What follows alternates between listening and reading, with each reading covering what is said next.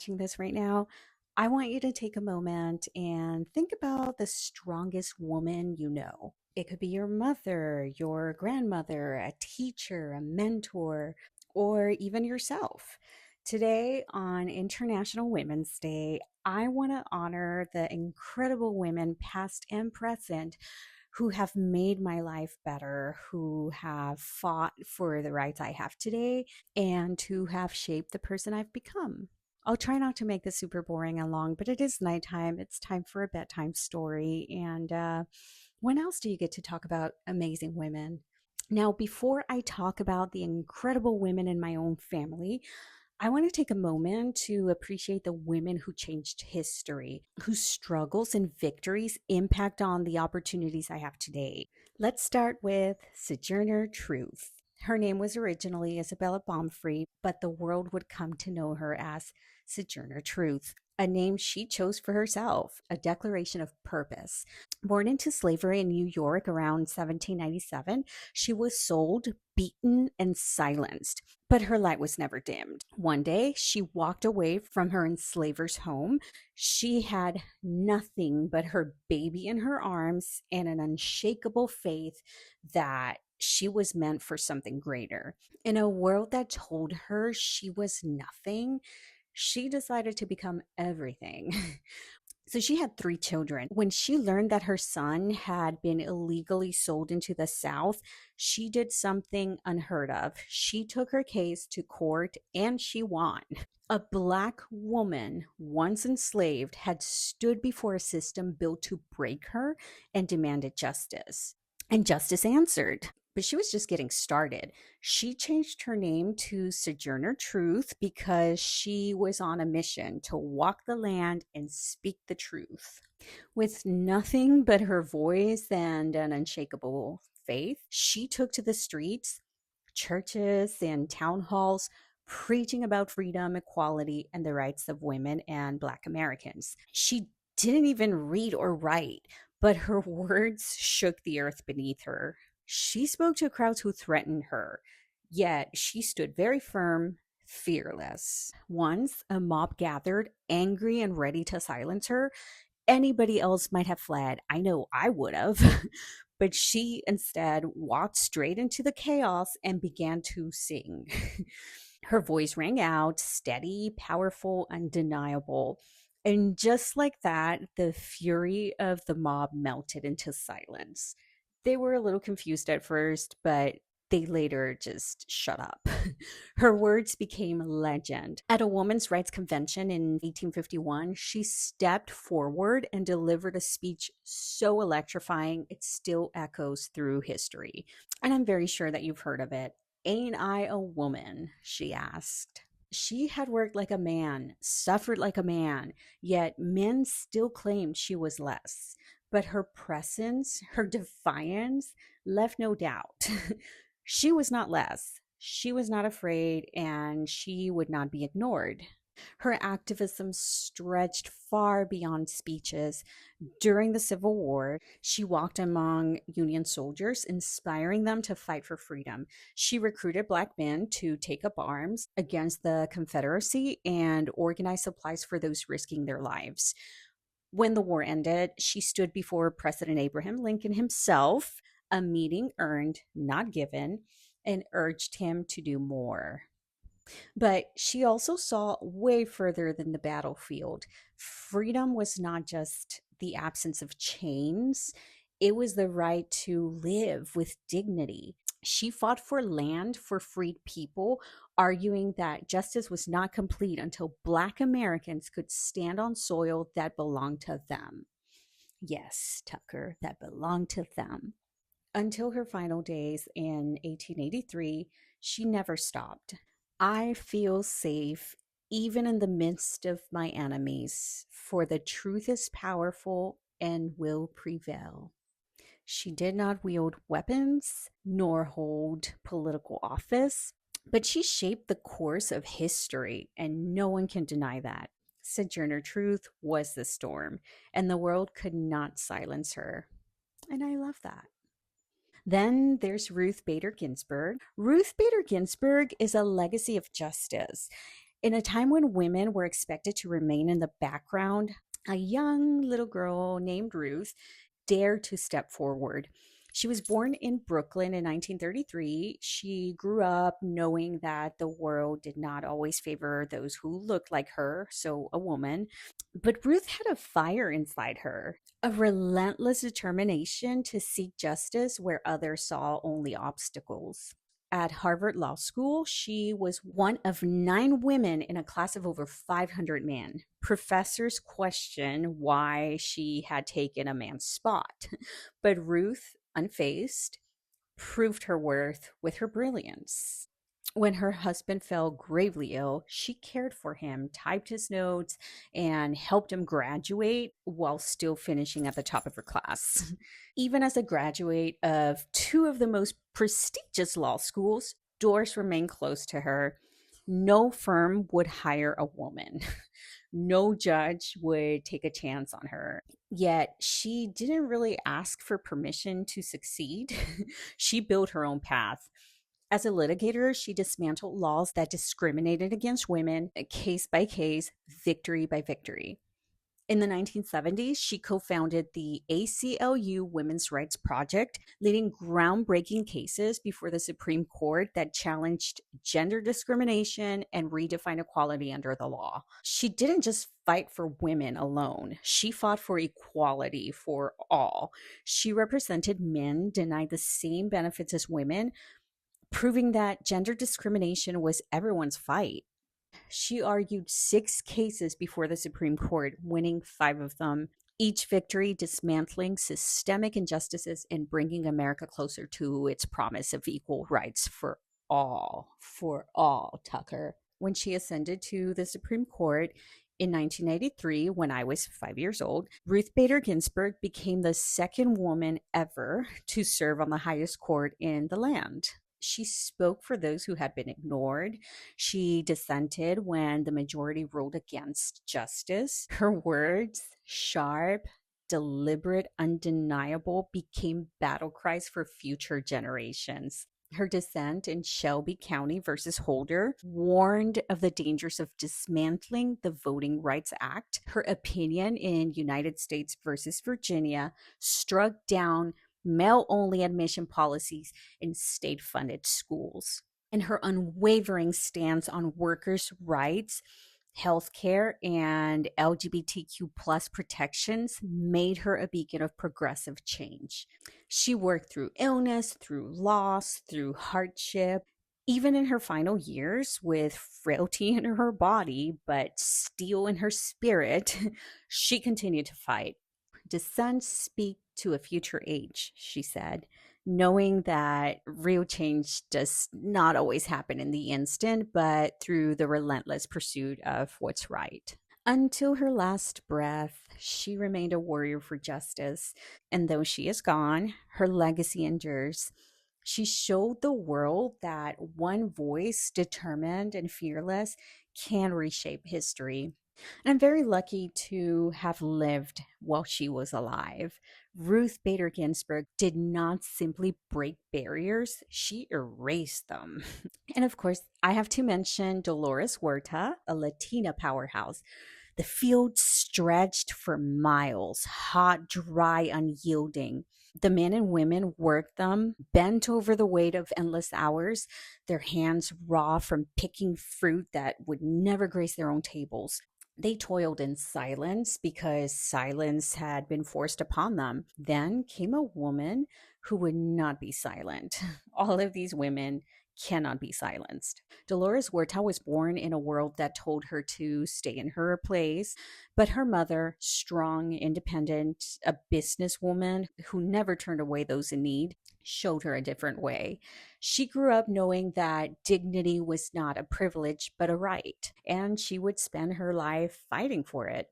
She became a teacher and saw firsthand how her students, the children of farm workers, came to school hungry, barefoot, exhausted from laboring beside their parents in the fields. The world had already decided their future, but Dolores refused to accept it. She walked away from teaching, not because she had given up, but because she knew she needed to fight for her students beyond the classroom. If the system was broken, she would help rebuild it. In 1962, she met a man named Cesar Chavez, and together they formed the United Farm Workers. And I know that I've talked a little bit about this in a previous video, but where Cesar led with quiet determination, Dolores was the voice that would not be ignored. She walked into rooms full of powerful men who dismissed her, who told her to go home.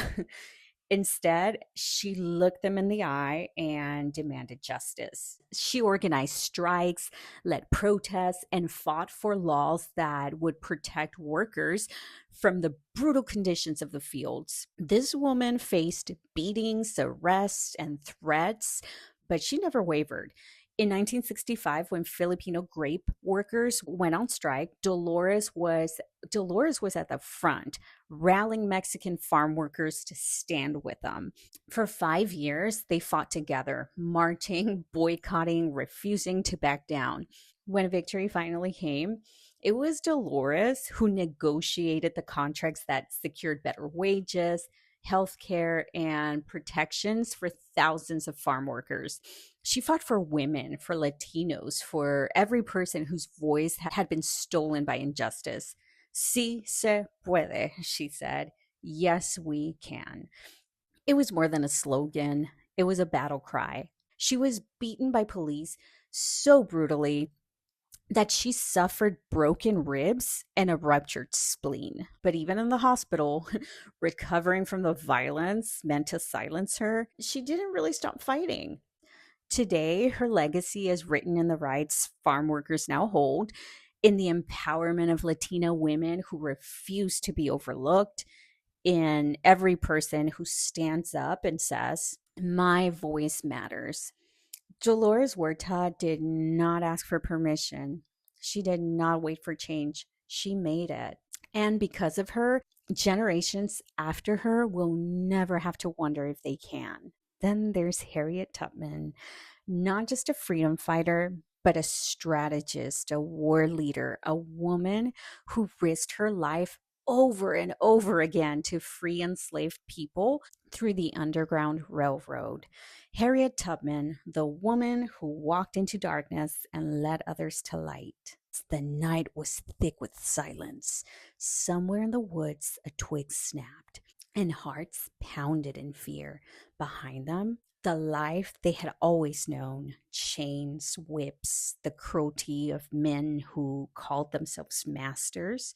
Ahead of them, only darkness, and one woman leading the way. Harriet Tubman did not just escape slavery, she declared war on it. She was born enslaved, a child who was never allowed to be a child, forced to work before she could even walk properly, beaten so often that her bones ached for years, and she was struck in the head so hard that it left her with seizures and visions for the rest of her life. But there was something inside Harriet that could not be broken. When she was 27, she heard the whispers: who had made it out, who had been caught, who had dared to run. She knew the punishment for trying, but she also knew she would rather die than spend another day in bondage.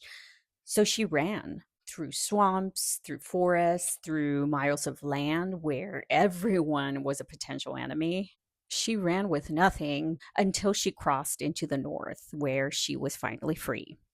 Most people would have stopped there. I know I probably would have, but not Harriet, because freedom meant nothing if she had to leave her family behind. So she went back again and again. She returned to the South each time, risking her life to lead others to freedom. She memorized the landscape, the safe houses, the people she could trust.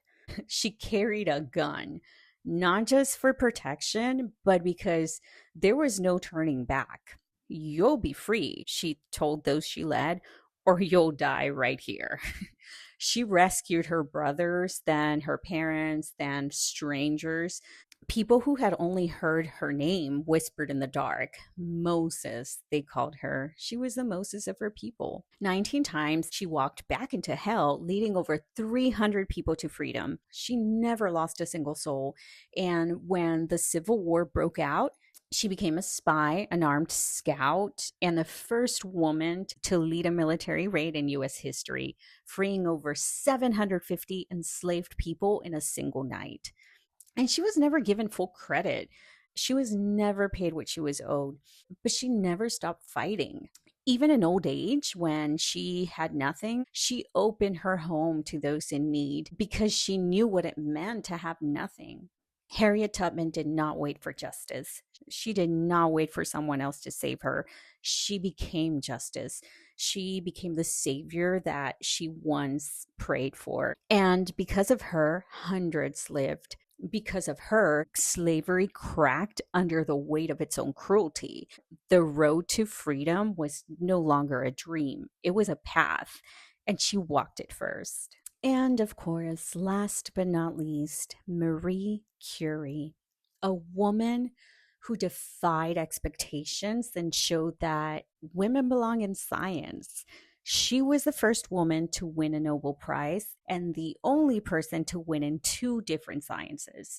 Marie Curie was a woman who glowed with genius. A girl sits in a dimly lit room in Warsaw, Poland.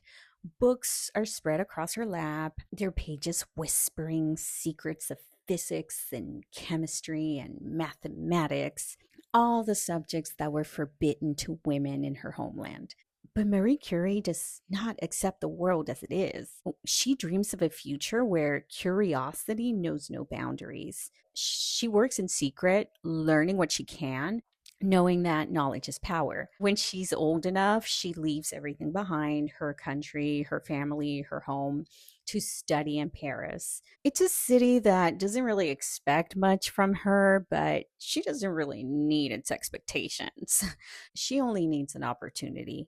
At the Sorbonne, she's poor, often cold, sometimes fainting from hunger, but she studies harder than anyone. She earns a degree in physics, then another in mathematics. Yet, even armed with brilliance, she is still a woman in a world that does not believe women belong in science. But that doesn't really stop her. She meets a man, Pierre Curie, a scientist who sees not just a woman, but a mind as relentless as his. They marry, and together they begin work on something revolutionary, an invisible force inside certain rocks, an energy that no one can explain. Others ignore it, but Marie does not. She works tirelessly, grinding, sifting, and isolating elements hidden within the earth. Her hands crack, her skin burns, but she presses on. After years of grueling effort, she discovers something entirely new: radium and polonium, two new highly radioactive elements that will one day change the world. When she presents her discovery, the world is stunned, but recognition is slow to come. They, of course, credit Pierre, her husband. They call her his assistant. They say it must have been his brilliance, not hers. Still, the evidence is undeniable. She becomes the first woman to win a Nobel Prize. Then, when Pierre is tragically killed in an accident, she does the unthinkable. She continues alone, working just as hard. In a time when women are told they cannot, she proves she can. She wins a second Nobel Prize, the only person in history to do so in two separate sciences. But she doesn't stop for glory. She refuses to patent her discoveries, believing that science belongs to the world. During World War I, she creates mobile X ray units, driving them herself to the battlefield, ensuring wounded soldiers receive the care they need. She brings light, both literal and metaphorical, into the darkness. But unfortunately, the very elements she harnessed were killing her. The glow of radium that illuminated her lab, that lit up the pages of her notebooks, was also poisoning her body. She had unlocked one of the greatest scientific discoveries of all time, but she wouldn't live to see all its possibilities.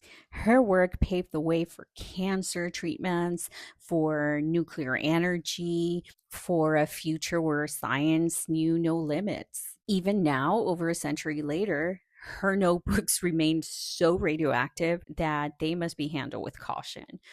Marie Curie did not demand respect. She did not wait for permission. She simply did the work, and in doing so, she shattered the idea of what was possible. She's one of my favorites. She didn't just change science, she became science.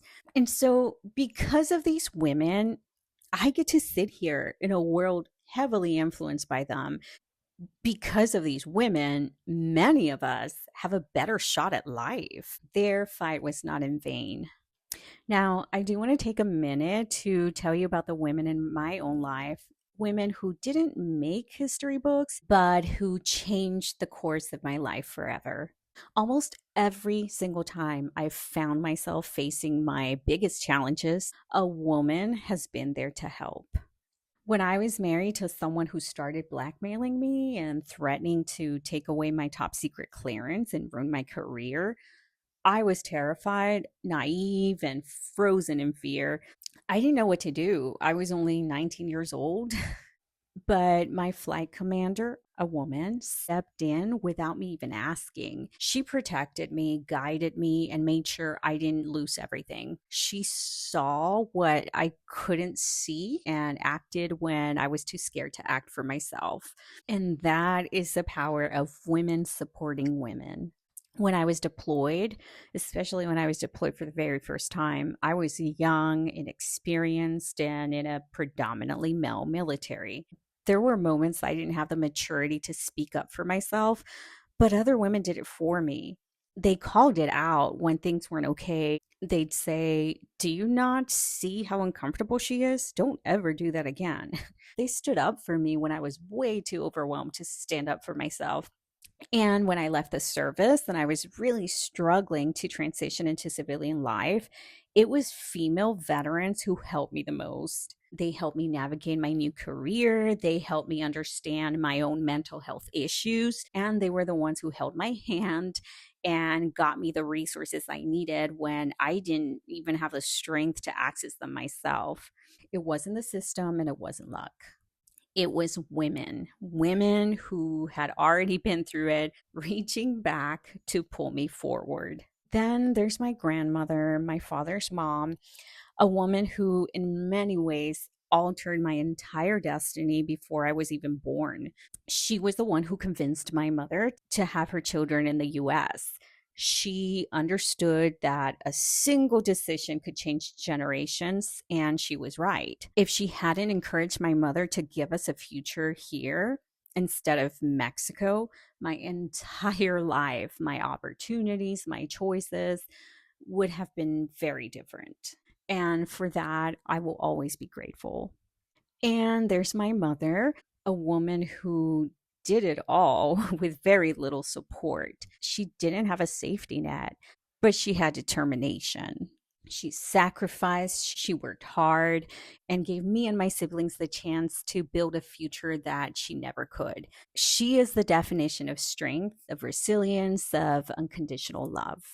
And my sisters and the strong women in my family, including my aunts, we may not always see eye to eye, but every single one of them is a fighter in their own right.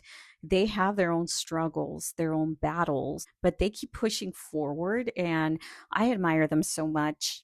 We are not perfect, but we are powerful. And every day, I am grateful for the women in my family who knowingly or unknowingly taught me what it means to be resilient.